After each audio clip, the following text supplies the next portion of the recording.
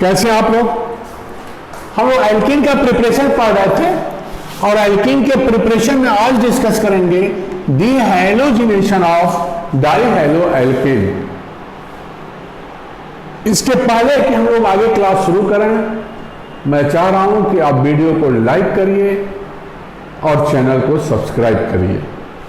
तो बेटा अगर नहीं किए हैं अब तक तो आप चैनल को सब्सक्राइब करिए। हम लोग शुरू करेंगे dehalogenation of dihalo alkene. Dehalogenation का मतलब होता है बेटा रिमूवल ऑफ हैलोजन। यहां रिएजेंट यूज करते हैं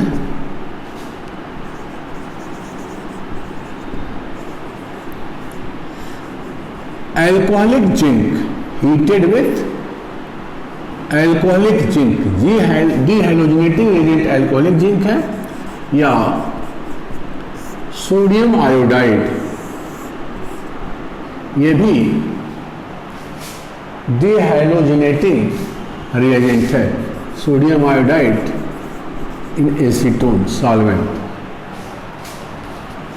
तो ये रिएजेंट्स हैं, यूजुअली हम इसकी बात करते हैं। अब बात करें डाइहैलो एल्कीन, तो क्या क्या हम बात करेंगे बेटा? इस वीडियो में बात करेंगे टाइप ऑफ डाइहैलो एल्कीन, फिर बात करेंगे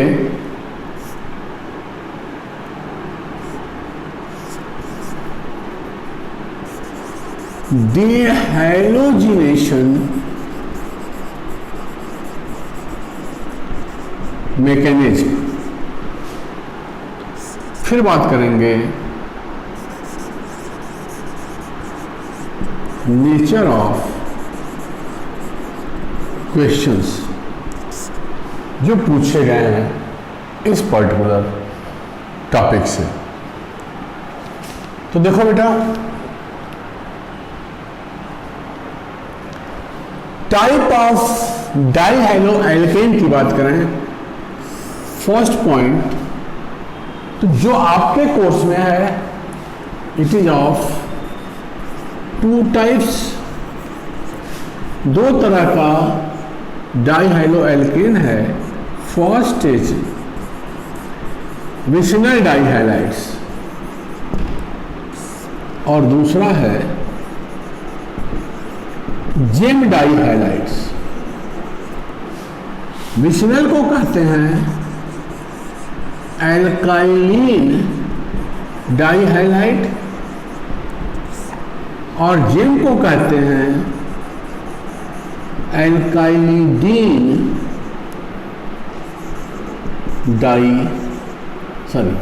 एल्काइलिडीन halide.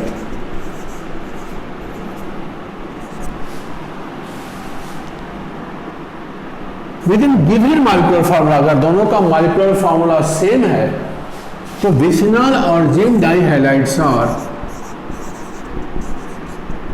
Position isomers within given molecular formula. अगर मॉलिक्यूलर फार्मूला दिया है तो विसिनल और जेम डाइहैलाइड पोजीशन आइसोमर है। विसिनल का मतलब, अब स्ट्रक्चर वाइज देखो, वो जिसमें hydrogen atom adjacent carbon atom पर हो, दिस इज विसिनल या एल्काइलिन। और जेम का मतलब वो जिसमें हाइड्रोजन एटम एक ही कार्बन एटम पर हो, सेम कार्बन एटम पर। ये हो गया जेम। तो विसिनल और जेम डाइहैलाइड्स यूजुअली इसकी बात करते हैं। इसका क्वेश्चन क्या आया है ये हम बात करेंगे। तो नेक्स्ट रिएक्शंस क्या है?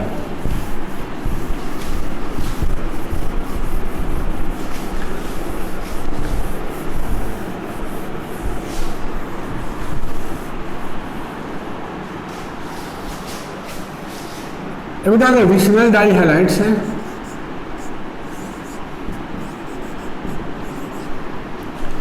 और रिएजेंट हम अल्कोहलिक जिंक के साथ हीट करें, जिंक डीहाइलोजिनेटिंग रिएजेंट्स है, ये प्रोडक्ट बन गया। इसी तरह से अगर हमारे पास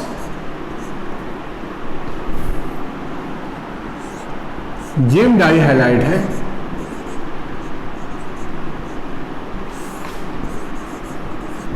और अल्कोहलिक जिंक के साथ हीट करें तो यहां दो प्रोडक्ट बनेगा, एक तो ये एल्कीन और दूसरा यही यूनिट डाइमराइज कर जाता है।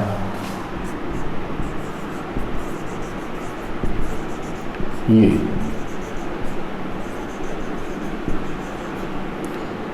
इसी का दो मॉलिक्यूल आपस में मिल जाता है। For example CH3 CHCl2 gem है, इथाइलिडीन क्लोराइड। अगर हम जिंक के साथ हीट करें तो इसके दो मोल्स मिलेंगे,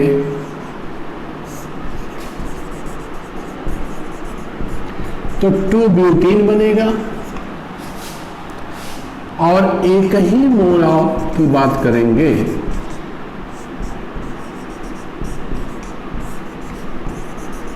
तो ईथीन बनेगा।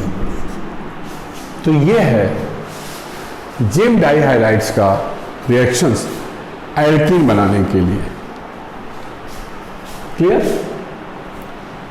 जो मेन कंसेप्ट है कि जो डिहाइलोजिनेशन है ये स्टीरियो स्पेसिफिक रिएक्शंस है।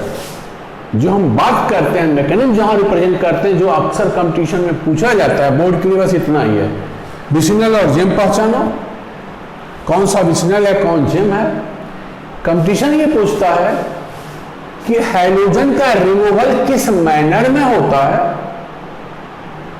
और नेचर क्या, अगर हम स्टीरियोकेमिस्ट्री जानने की कोशिश करें तो बेटा removal of hydrogen trans manner में होता है और जो रिएक्शंस है elimination of hydrogen from vicinal dihalides to get alkene is stereospecific। तो अगर हम रिएक्शंस की बात करें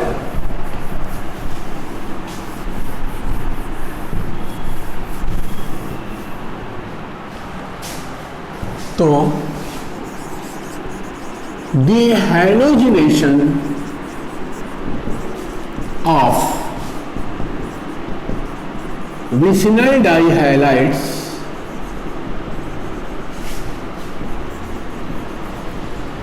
takes place in trans manner। Also it takes place in trans manner and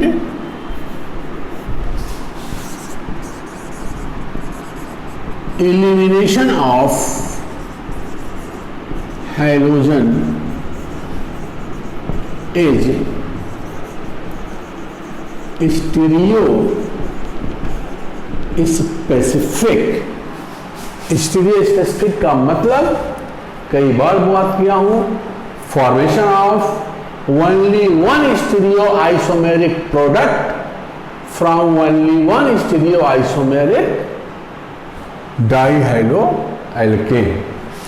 जैसे एग्जांपल फिशर स्ट्रक्चर्स हम बात कर रहे हैं,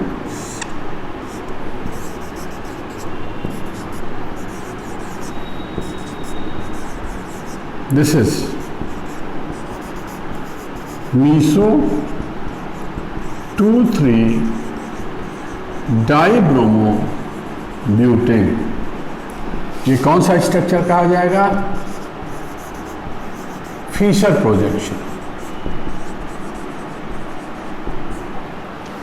इस फिशर प्रोजेक्शन का अगर हम न्यूमैन्स प्रोजेक्शन ड्रा करें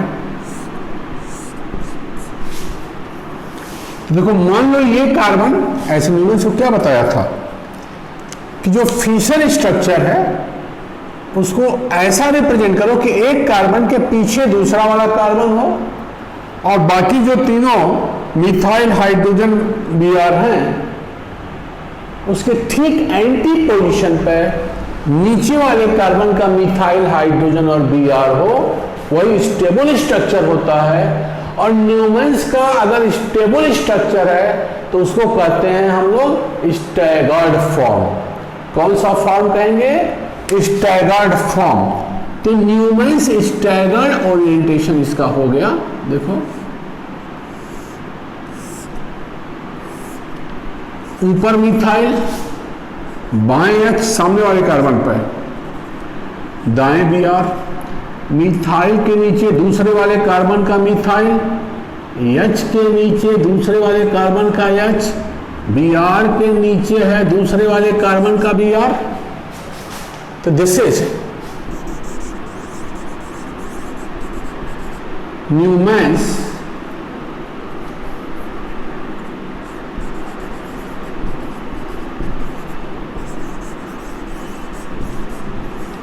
स्टैगर्ड फॉर्म, स्टेबल फॉर्म। अब देखो, तुमने ये लिखा है कि जो इनर्वेशन है वो ट्रांस मैनर में होगा। इसका मतलब यहां दोनों हाइड्रोजन ट्रांस पोजीशन पर है, एक कार्बन का ये है और दूसरे वाले कार्बन का ये अपोजिट है। तो अगर हम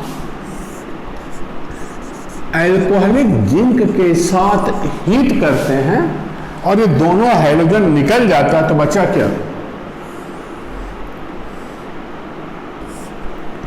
इस मिथाइल पर सामने वाले का ये हाइड्रोजन और पीछे वाले का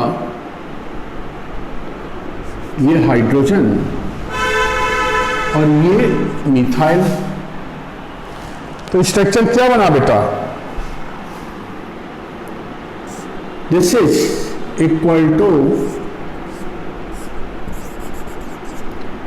सामने वाले कार्बन के दो बॉन्ड,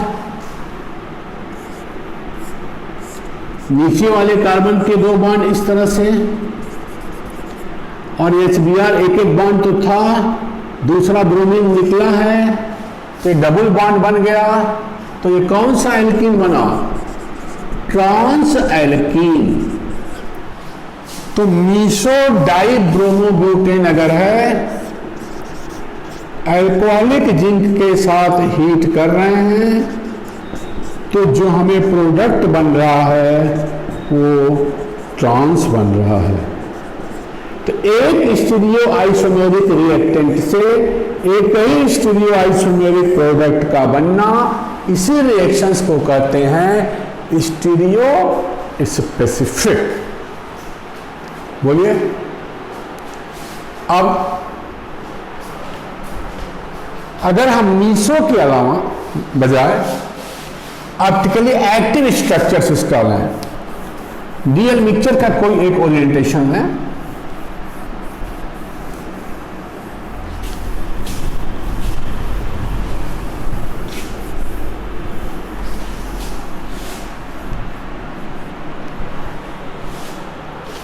देखो, this is H, this is Br, ये Br, दिस इज हाइड्रोजन। इसलिए chemistry wise this is H है, दिस इज ऑल्सो H। बोलो, यस ओरिएंटेशन है।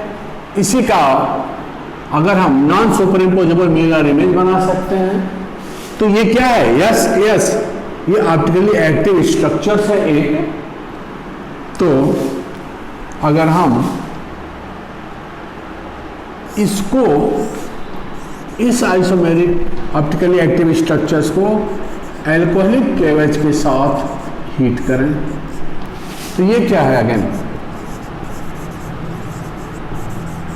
Fisher projection.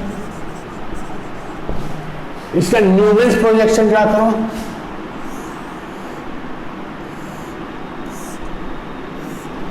सामने वाले कार्बन ये, ऊपर मिथाइल, बाएं H, this is right side में Br, एंटी मिथाइल के एंटी मिथाइल, H के एंटी Br,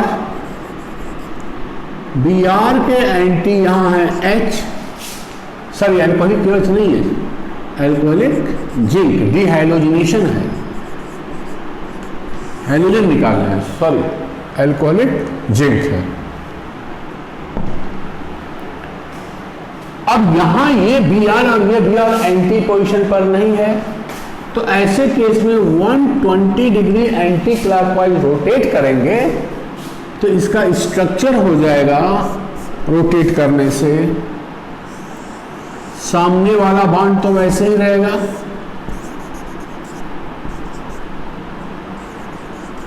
पीछे दूसरे वाले कार्बन का Br के एंटी Br, ये Br यहां आएगा, H यहां आएगा और मिथाइल यहां आएगा, this is hydrogen, now this is methyl. तो अगर हम 120 डिग्री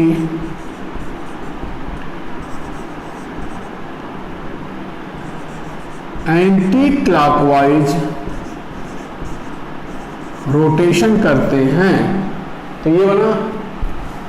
अब ये दोनों हैलोजन अब निकलेगा, क्योंकि elimination of halogen takes place in trans manner, तो प्रोडक्ट बन गया हमारे पास। जब हैलोजन निकल गया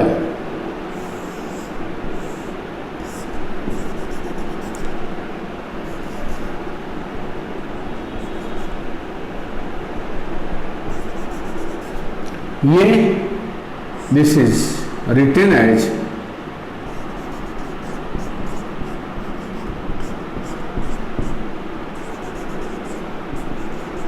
सिस alkene, cis but two ene. तो D+L मिक्सचर का कोई फॉर्मूला है, तो ऐसे केस में इस स्टीरियो आइसोमेरिक डाइहैलोएल्केन से सिस एल्कीन बनता है। तो एक स्टीरियो आइसोमेरिक रिएक्टेंट से एक ही स्टीरियो आइसोमेरिक प्रोडक्ट का बनना, this is said to be stereospecific. तो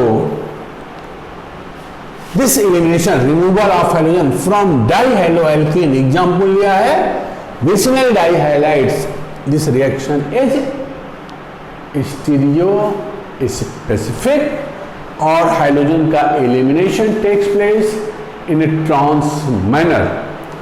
तो ये है बेटा डिहाइड्रोजनेशन ऑफ डाइहैलोएल्केन। डाइहैलोएल्केन दो तरह का है, बातें हो गई हैं, आप मन लगा कर देखिए, पढ़िए, अगर कहीं क्वेश्चन आया तो यही आया। ऐसे ही सवाल इस पे आते हैं। एडवांस में सवाल पूछा गया था कि किसी एल्कीन पे, बेटा ये रिएक्शन से उल्टा भी होगा। अगर मैं बताया था एल्कीन में कि एल्कीन में ब्रोमीन डालेंगे, एल्कीन की प्रॉपर्टी में बातें होंगी कि जब एल्कीन में ब्रोमीन डालेंगे, या हम इस एडिशन को पीछे बता चुके हैं कि स्टीरियो स्पेसिफिक एडिशन क्या होता है। ब्रोमीन का एडिशन भी एल्कीन के ऊपर ट्रांस मैनर में होगा टू गेट विसिनल डाइहैलाइड्स, और विसिनल डाइहैलाइड से ब्रोमीन का एलिमिनेशन भी ट्रांस मैनर में होगा। अगर हम डीएल मिक्सचर से ब्रोमीन निकालते हैं तो सिस एल्कीन और सिस पे ब्रोमीन डालते हैं तो डीएल मिक्सचर। इसी तरह से अगर हम मीसो डाइब्रोमोएल्केन से ब्रोमीन निकालते हैं तो ट्रांस एल्कीन, और ट्रांस एल्कीन पर ब्रोमीन ऐड करते हैं तो मीसो। तो रिएक्टेंट साइड से प्रोडक्ट बन रहा है, एलिमिनेशन ट्रांस मैनर, प्रोडक्ट से अगर रिएक्टेंट भी बनाना चाहते हो तब भी elimination of hydrogen will be in trans manner.